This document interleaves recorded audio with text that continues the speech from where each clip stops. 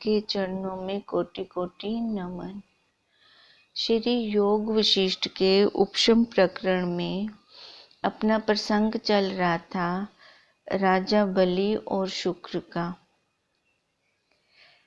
जब राजा बलि ने शुक्र अपने गुरुदेव का आह्वान किया, वो आए और उनकी भली प्रकार से चरण वंदना करके फिर उनसे अपनी इच्छा प्रकट की कि मेरे को तत्व ज्ञान की अब इच्छा हो रही है, अब मेरी ये इच्छा निवृत्त करो।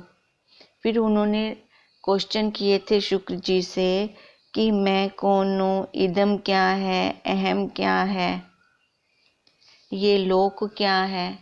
इन प्रश्नों का कृपा करके उत्तर दीजिए। तब शुक्र जी ने कहा था कि मेरे को जल्दी वापस आकाश में जाना है, तो संक्षेप में कहता हूँ, जो ये चेतन तत्व है यही चिन्ह मात्र है और चेतन ही व्यापक है और यही सबका सार है। चेतन को जो चैत्य कला का संबंध है वही बंधन है, इससे जो मुक्त है वही मुक्त है।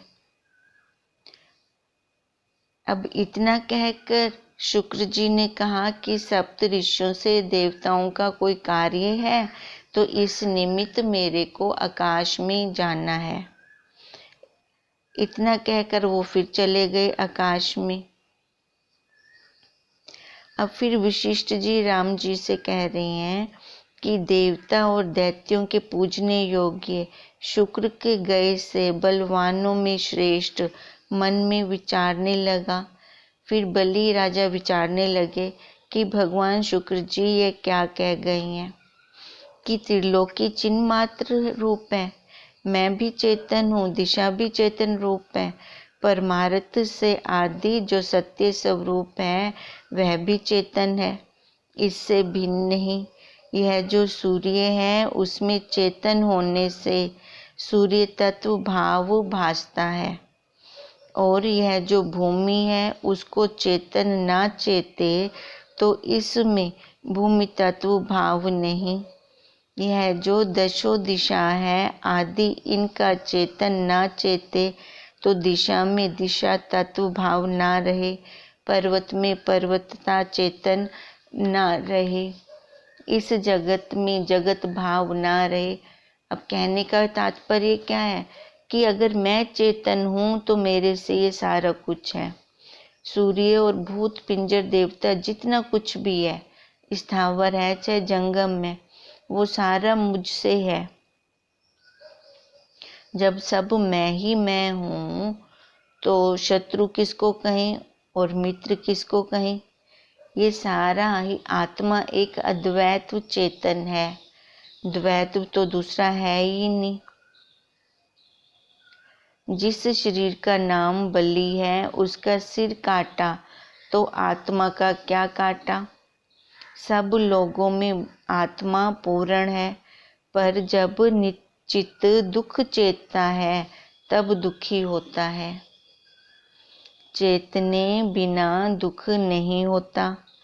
इस कारण जो दुखदायक भाव अभाव पदार्थ भासते हैं वे सर्व आत्म रूप है, चेतन तत्व से भिन्न कुछ भी नहीं।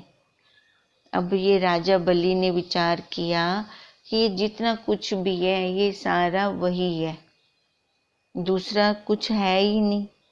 सब ओर से आत्मा पूर्ण है, आत्मा से भिन्न जगत का कुछ व्यवहार नहीं है।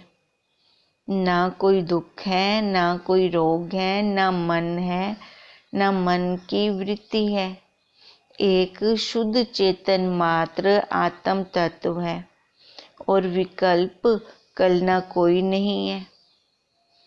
सब ओर से चेतन स्वरूप व्यापक नित्य आनंद अद्वैत्व सबसे अतीत और अंशाभाव से रहित चेतन सत्ता व्यापक है।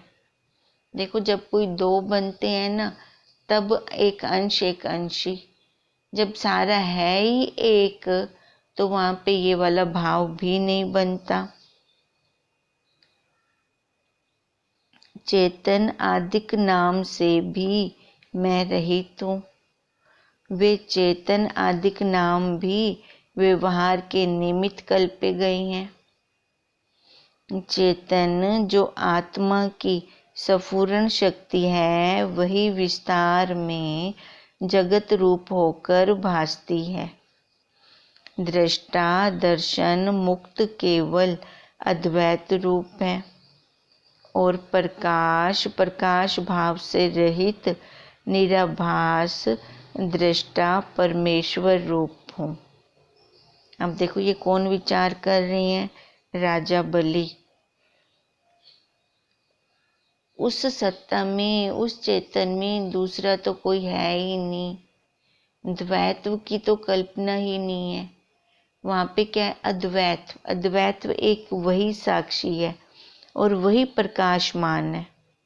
त्रिपुटी भी उसी की ही है। और प्रकाश प्रकाश भाव से रहित निराभास दृष्टा परमेश्वर रूप हूँ। ना मैं करता हूँ और ना मैं भोगता। पर जब हम खुद जाकर मिल जाते हैं कि मैं कर रहा हूँ, मैं खा रहा हूँ, मैं पी रहा हूँ, जब मैं हमारी है, हमारी हूँ में बदल जाती है, तब कर्तापन आ जाता है, भोक्तापन आ जाता है। और यही कर्तापन और भोक्तापन फिर हमें ये जन्मों का सर्कल हमारा शुरू करवा देता है। नहीं तो ना मैं करता हूँ और ना ही भोगता हूँ। मैं केवल दृष्टा निरामय रूप कलना कलंक से रहित हूँ, इनसे परे हूँ और यह स्वरूप भी मैं हूँ। यह मेरे में आभास मात्र है और मैं उदित नित्य और आभास से भी रहित एक प्रकाश रूप हूँ। स्वरूप होने से मेरा चित्त दृश्य के राग से रहित मुक्त रूप है। प्रत्यक्ष चेतन जो मेरा स्वरूप है, उसको नमस्कार है। चित्त दृश्य से रहित हूँ। मैं दृश्य को तो देखने वाला हूँ, मैं दृष्टा हूँ। पर हमारी भूल क्या होती है कि दृश्य के साथ हम दृश्य बन जाते हैं और युक्ति अयुक्ति सबका प्रकाश स्वरूप हूँ। जितना भी मन में वृत्ति चलती है, फुर्ती है, मैं सबको देख रहा हूँ, सबको जान रहा हूँ, मुझको नमस्कार है। अब अपना नमस्कार मुझ अपने आप को है। नमस्कार, आकार को नमस्कार, क्योंकि इस आकार के अंदर वो परमात्मा विराजमान है। जब नमस्कार करती हैं तो देखो सिर झुकाती हैं और हाथ हमारा हृदय पे जाता है। अब किसको नमस्कार हो रहा है? वो अंदर बैठे हुए परमात्मा को। अब इसलिए राजा बलि भी कह रहे हैं कि मैं तो स्वयं युक्ति को भी देखने वाला हूँ, अयुक्ति को भी प्रकाशने वाला हूँ, तो मुझको नमस्कार है। मैं चित्त से रहित चेतन हूँ, सब ओर से शांत रूप हूँ, फूलने से रहित हूँ और आकाश के न्यायी अनंत सूक्ष्म से सूक्ष्म, दुख सुख से मुक्त और संवेदन से रहित असंवेदन रूप हूँ। मैं चैत्य से रहित चेतन हूँ। जगत के भाव अभाव पदार्थ मुझको नहीं छेद सकते, अथवा यह जगत के पदार्थ छेदते हैं वह भी मुझसे भिन्न नहीं, क्योंकि चर अचर जड़ चेतन सब वही है, वही अद्वैत सत्ता है, उसमें दूसरा है ही नहीं। जैसे हम कहते हैं कि सूरज की किरण भी सूर्य रूप भी है, क्योंकि वो सूरज से तो निकली, अगर सूरज ही ना हो तो किरण कहाँ से आएगी। ऐसी जब महाप्रलय होती है तो जो सामग्री बचती है, तो उस टाइम सत्ता थी, बस उस सत्ता से, उस सामग्री से जितना भी पैदा हुआ, जो उस टाइम सामग्री थी, उस सामग्री से जितना बना वो भी वही रूप है। अब इसलिए तो कह रही हैं, अथवा जगत के पदार्थ छेदते हैं, वह भी मुझसे भिन्न नहीं, क्योंकि छेद मैं हूँ और छेदने वाला भी मैं हूँ। स्वभाव भूत वस्तु से वस्तु ग्रहण होती है अथवा नहीं होती, तो भी किससे किसका नाश हो। सर्वदा सर्व प्रकार सर्व शक्ति रूप हूँ। संकल्प विकल्प से अब क्या है, अब ये विधि पक्ष से ले रही हैं। मैं एक ही चेतन अजड़ शक्ति रूप हूँ। संकल्प विकल्प से अब क्या, मैं एक ही चेतन अजड़ रूप होकर प्रकाशता हूँ। जो कुछ जगत जाल है वह सब मैं ही हूँ, मुझसे भिन्न कुछ नहीं। देखो जैसे मकड़ी जाला निकालती है, तो जाला कहाँ से निकाला उसने, अपने अंदर से, तो इसका मतलब वो जाला भी स्वयं में। अब ऐसे ही राजा बलि भी कह रहे हैं, ये जगत के अंदर जो मैंने अपना संसार बनाया वो भी मैं ही हूँ, मेरे से भिन्न नहीं है। अब खुद ही तो फंदे में फंदा डाल के ये सारा कुछ बनाते जाते हैं, ये घर मेरा, परिवार मेरे, बच्चे मेरे। अब उसको जिसको मैंने अपना बनाया तो वो मेरे से भिन्न थोड़ी है, मैंने ही तो बनाया। अगर मेरा ही तो एक्स उनके ऊपर गया, अगर मैं ही ना हूँ तो वो एक्स उनके ऊपर जाएगा, तो इनडायरेक्ट वे से वो भी मैं ही हूँ। इतना कह वशिष्ठ जी बोले, हे राम जी, जब इस प्रकार तत्व के वेता राजा बलि ने विचारा, तब ओंकार की अर्ध मात्रा तुरीय पद की भावना से ध्यान में स्थित हुआ।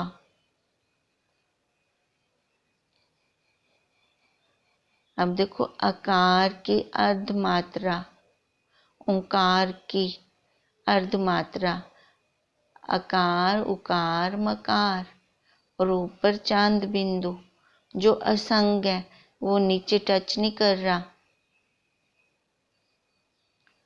वो नापतोल में नहीं आता। नापतोल में क्या आती है, मात्रा। मात्रा मतलब ये शरीर। मात्रा स्पर्श है दाता, शीतोष्ण सुख दुख में, नित्य आते जाते हैं, देखते जाओ भारत। अब इसको खाली देखना है हमें, जो ये मात्रा है इसमें नापतोल होता है। ये 5 तत्व 3 गुणों में नापतोल होता है। यही कम होते हैं और बढ़ते हैं, बनते हैं और बिगड़ते हैं। अगर हम इनको देखने वाले बन जाते हैं तो उससे असंग, वही अर्ध मात्रा हो गए। फिर वही तुरीय पद है, वही हमारी चौथी अटारी है। वहाँ ऊपर चौथी अटारी पे खड़े होकर जब हम नीचे आने जाने वालों को देखते रहते हैं तो देखो कोई दुख सुख नहीं है। जब बीच में जाकर टक्कर मारते हैं तभी दुख की अनुभूति होती है, सुख की अनुभूति होती है।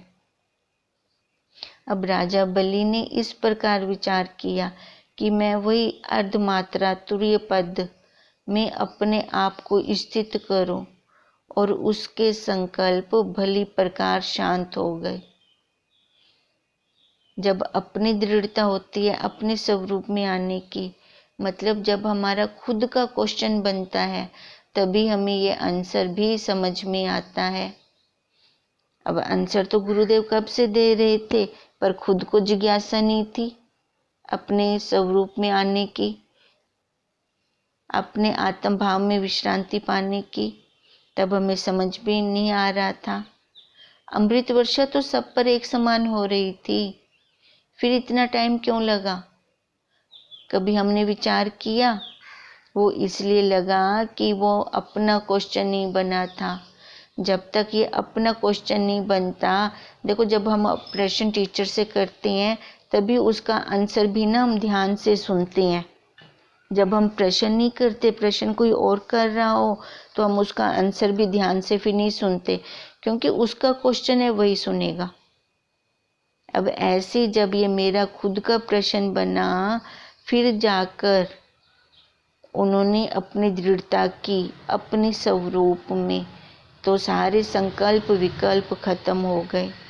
वह सब कलना और चित्त चैत्य निसंग होकर स्थित हुए, और ध्याता जो है अहंकार, ध्यान जो है मन की वृत्ति, और ध्येय जिसका ध्याता था, तीनों से वो रहित हुआ। मतलब त्रिपुटी खत्म होगी।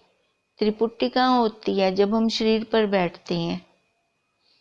जब मैं तीनों को ही देख रहा हूँ, तो मैं तो वही देखने वाला साक्षी, वही मैं सच्चित आनंद, वही हमारा स्वरूप है।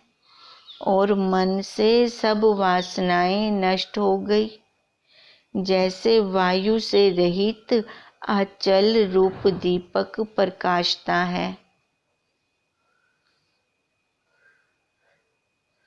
तैसे ही बलि शांत रूप पद को प्राप्त हुआ, और रत्नों के झरोखों में बैठे दीर्घ काल बीत गया। जैसे स्तंभ में पुतली हो, तैसे ही स्वर्ण ऐषणा से रहित वह समाधि में स्थित रहा, और सब क्षोभ दुख विघन से रहित निर्मल चित्त शरत काल के आकाशवत हो रहा। देखो जब हम अपने स्वरूप में आते हैं तो हमारी दृढ़ता कहाँ होती है? अपने आप में। तो बाहर का कुछ भी हमें अटैक नहीं करता, क्योंकि हम अपने स्वरूप में अपने आप को जान रहे हैं। हमारा स्वरूप क्या है? सत्य चित्त आनंद रूप है।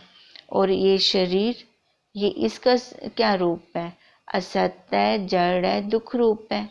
जब हम शरीर के ऊपर बैठते हैं तो असत्य जड़ दुख रूप के ऊपर, देखो गंदगी के ऊपर मच्छर तो मक्खियां अपने आप ही आएंगी, सारा कुछ वहां पे आएगा।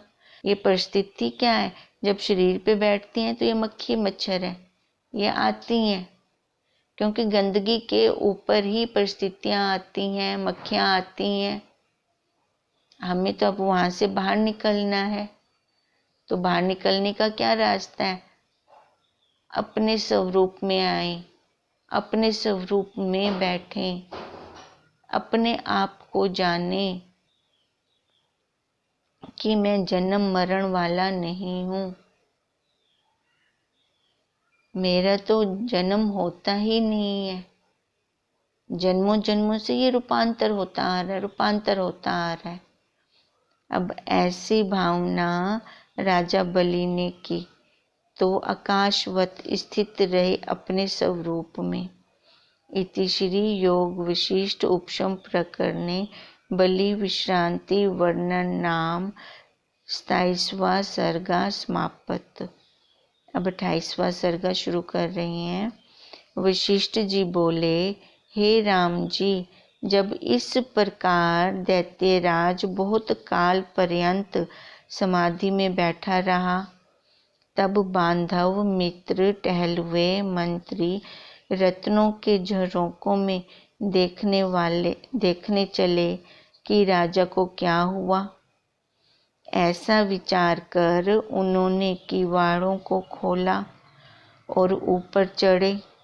यक्ष, विद्याधर और नाग एक ओर खड़े रहे, और रंभा और तिलोत्तमक आदिक अप्सरा गण हाथों में चमर ले खड़ी हुई, और नदियाँ, समुद्र, पर्वत आदिक मूर्ति धार कर और रतन आदिक भेंट लेकर सब प्रणाम के निमित्त खड़े हुए और त्रिलोकी के उदरवर्ती को कुछ थे वे सब आए। अब देखो, जो कुछ भी थे, राजा थे वो भी आए, भेंट लेकर भी आगे सारे खड़े रहे। अब वहाँ की प्रजा भी राजा को देखने के लिए आई। भी ये राजा विचार में जो बैठ गया है, भी क्या हो गया है, उनके लिए तो ये एक आश्चर्य हो गया। पर उनको नहीं पता था कि वो अपने स्वरूप में स्थित हो रही हैं। पर राजा बलि ध्यान में ऐसा स्थित था मानो चित्र की मूर्ति लिखी है और पर्वतवत स्थित है। उसको देखकर सब दैत्यों ने प्रणाम किया। कोई उसे देखकर शोकवान हुए, कोई आश्चर्यवान, कोई आनंदवान हुए और कोई भय को प्राप्त हुए। तब मंत्री विचारने लगे कि राजा की क्या दशा हुई है। देखो, ज्ञानी की मति ज्ञानी जाने। जो ज्ञानी होता तो वही राजा की इस दशा को समझ सकता था, पर उनको तो वहाँ पे बहुत हैरानी हो रही है।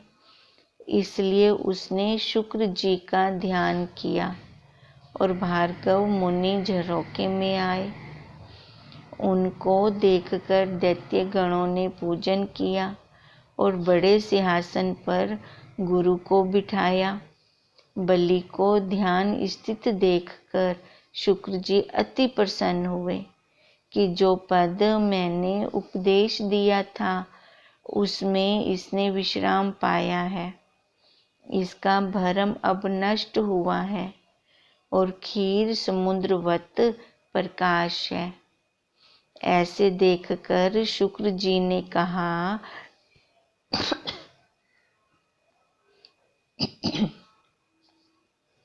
बड़ा आश्चर्य है कि दैत्यराज ने विचार करके निर्मल आत्म प्रकाश पाया है। अब ये कौन देख रही हैं? शुक्र, गुरु शुक्र देख रही हैं। उनको बहुत प्रसन्नता हो रही है कि जो मैंने उपदेश दिया था राजा बलि वहाँ स्थित हो गए हैं। दैत्यराज ने विचार करके निर्मल आत्म प्रकाश पाया है। अब भगवान सिद्ध हुआ और अपने स्वरूप में जो सब दुखों से रहित पद है उसमें यह स्थित हुआ है और चिंता भरम इसका क्षीण हुआ है। अब इसको मत जगाओ, यह आत्मज्ञान को प्राप्त हुआ है और यतन और कलेश इसका दूर हो गया है। जैसे सूर्य के उदय होने से अंधकार नष्ट हो जाता है, अब मैं इसको नहीं जगाता। ये गुरु शुक्र कह रहे हैं कि राजा बलि अपने ध्यान में अब स्थित हुए हैं। इनको इसी अवस्था में रहने दीजिए, इनको जगाना नहीं है।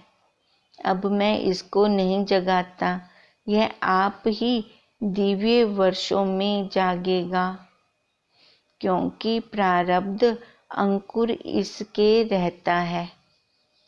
देखो, जब तक प्रारब्ध खत्म नहीं होता तब तक ये आकार रहता है और उठकर अपना राजकार्य करेगा। अब तुम इसको मत जगाओ, अपने राजकार्य में जा लगो। वशिष्ठ जी बोले, हे राम जी, जब इस प्रकार शुक्र जी ने कहा तब सुनकर सूखे वृक्ष की मंजरी ऐसे हो गए और शुक्र जी अंतर्ध्यान हो गए। देखो, तब सब सुनकर सूखे वृक्ष की मंजरी के समान हो गए। भी ये राजा गुरु शुक्र भी क्या कह रहे हैं? तब शुक्र अंतर्ध्यान हो गए। दैत्य भी अपने राजा विरोचन की सभा में जाकर अपने अपने व्यवहार में लगे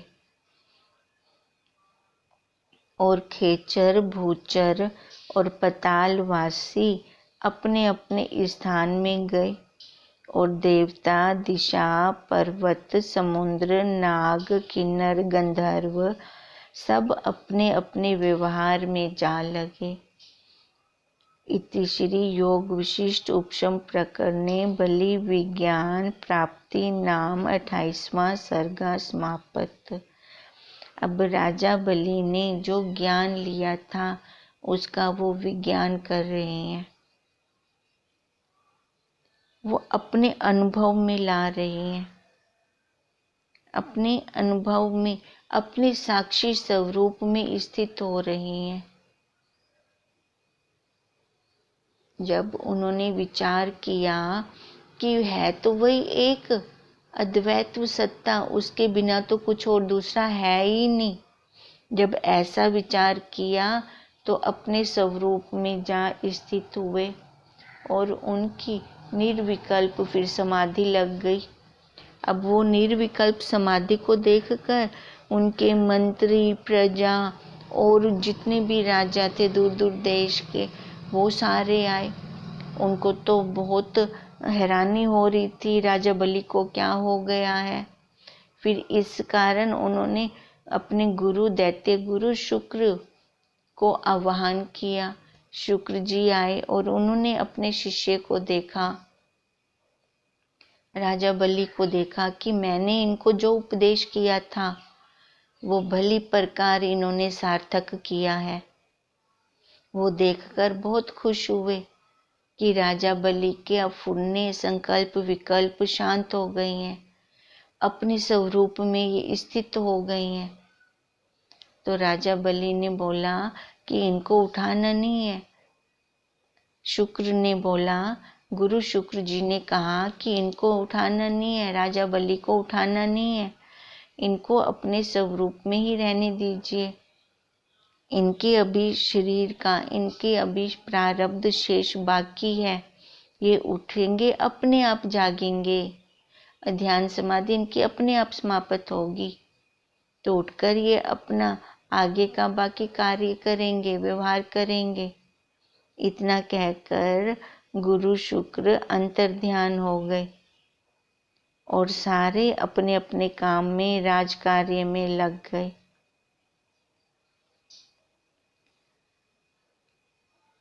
अब वशिष्ठ जी बोले, हे राम जी, जब सहस्त्र दिव्य वर्ष व्यतीत हुए तब दैत्य राज समाधि से उतरे। नौबत नगाड़े बजने लगे। देवता और दैत्य बड़े जय जय शब्द करने लगे। नगरवासी देखकर बड़े प्रसन्न हुए और जैसे सूर्य उदय हुए कमल खिल आते हैं तैसे ही खिल आए। तब तक दैत्य न आए थे, तब तक राजा ने विचारा कि बड़ा आश्चर्य है कि परम पद जो ऐसा रमणीय, शांत रूप और शीतल पद है, उसमें स्थित होकर मैंने परम विश्राम पाया है। इससे फिर उसी पद का आश्रय करूं। देखो, जब हम एक बार कोई वस्तु का स्वाद लेते हैं ना, तब हमें पता चलता है, तब हम दूसरी वस्तुओं के साथ कंपैरिजन कर सकते हैं। जब हमने एक वस्तु का स्वाद ही नहीं लिया तो उसको दोबारा खाने की इच्छा कैसे होगी, उसका फिर हम कंपैरिजन कैसे करेंगे। अब राजा बलि ने अपने स्वरूप का जब एक बार स्वाद ले लिया, जब ध्यान समाधि में वो मगन हो गए तो उनको विश्रांति आई, क्योंकि उन्होंने पहले अपने पिता विरोचन को कहा था कि मैं चक्रवर्ती राजा हूँ, सारे भोग भोग के देख लिए पर मेरे को वो शांति प्राप्त नहीं हुई, उसकी खोज में हूँ। अब देखो, अब खुद जब वो विश्रांति वाली अवस्था में आए, उसका अनुभव किया, विज्ञान किया, प्रैक्टिकल किया, तब उनको अब दोबारा से इच्छा हो रही है कि मेरे को तो वही वाली स्थिति चाहिए, वही स्थिति हमारी हमेशा ही बनी रहे।